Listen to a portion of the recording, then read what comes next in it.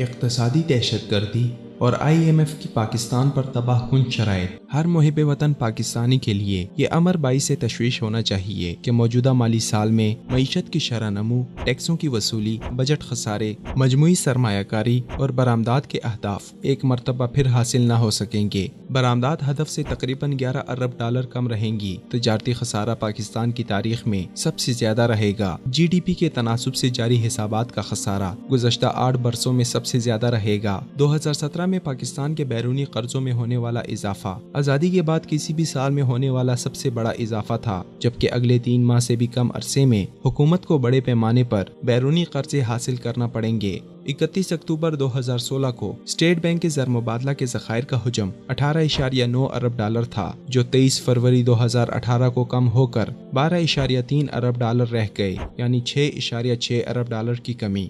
پاکستان کا بیرونی شعبہ خصوصی طور پر 2016 تا 2017 سے بحران کا شکار ہے۔ مالی سال 2015 تا 2016 میں جاری حسابات کا خسارہ 4.9 ارب ڈالر یعنی GDP کا 1.7% تھا۔ مالی سال 2017 تا 18 میں یہ خسارہ 16 ارب ڈالر سے تجاوز کر جائے گا، یعنی GDP کا تقریباً 5%۔ اس خسارے میں زبردست اضافے کی اہم ترین وجہ برآمدات کے شعبے کی مایوس کن کارکردگی ہے۔ اس حقیقت کو تسلیم کرنا ہوگا کہ معیشت کی پریشان کن کارکردگی بشمول برآمدات کے گرتے رہنے کی ذمہ دار وفاق کے ساتھ چاروں صوبوں پر بھی عائد ہوتی ہے، اور اس میں استعماری طاقتوں کے ناجائز مفادات کے تحت IMF کی عائد کردہ شرائط کا بھی بڑا دخل رہا ہے، جس کے ان حقائق کو رد نہیں کیا جا سکتا۔ یاد رہے کہ موجودہ حکومت نے ستمبر 2013 میں امریکہ کی سفارش پر IMF سے جو قرضہ حاصل کیا تھا، اس کی ایک شرط یہ بھی تھی کہ 3 برسوں تک بجلی و گیس کے نرخ بڑھائے جائیں گے۔ اس شرط کو چاروں صوبوں کی مکمل عملی حمایت حاصل،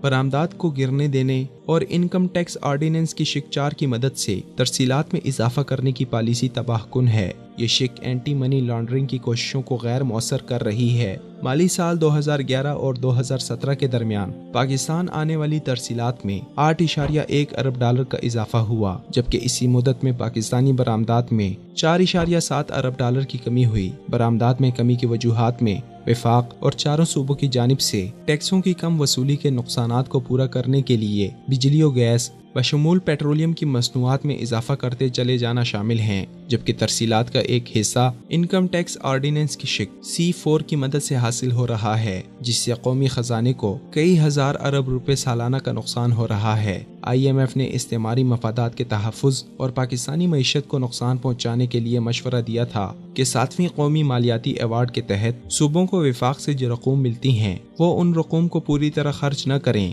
تاکہ بجٹ خسارے کو کنٹرول کیا جا سکے۔ طاقتور طبقوں سے ایمانداری سے ٹیکس وصول کرنے کے بجائے چاروں صوبوں نے یہ تجویز بخوشی منظور کر لی۔ چنانچہ مالی سال 2011 سے مالی سال 2017 تک صوبوں نے مجموعی طور پر 624 ارب روپے فاضل دکھلائے۔ امریکی صدر ڈونلڈ ٹرمپ کے اگست 2017 کے پاکستان مخالف بیان کے بعد ہمارے سیاستدانوں اور ریاست کے کچھ اداروں نے بھی اپنے بیانات اور اقدامات سے ملک کے اندر ہیجانی کیفیت پیدا کر دی ہے۔ اس خطرے کا ادراک کرنا ہوگا کہ استعماری طاقتیں منی لانڈرنگ اور دہشت گردوں کی مالی معاونت روکنے میں ناکامی وغیرہ کے الزامات لگا کر آنے والے برسوں میں پاکستان کے خلاف مزید اقدامات اٹھا سکتی ہیں اور ہماری معیشت کو نقصان پہنچا سکتی ہیں۔ اس کے لیے جیسے پہلے IMF کے ذریعے پاکستان کی معیشت کو تباہ کیا گیا، اب بھی کیا جا سکتا ہے۔ لہٰذا پاکستان سے لوٹ کر جو دولت ملک سے باہر منتقل کی گئی ہے، اگر اس کو قانونی تحفظ فراہم کیا جاتا ہے تو وہ فنانشل ایکشن ٹاسک فورس کی نظر میں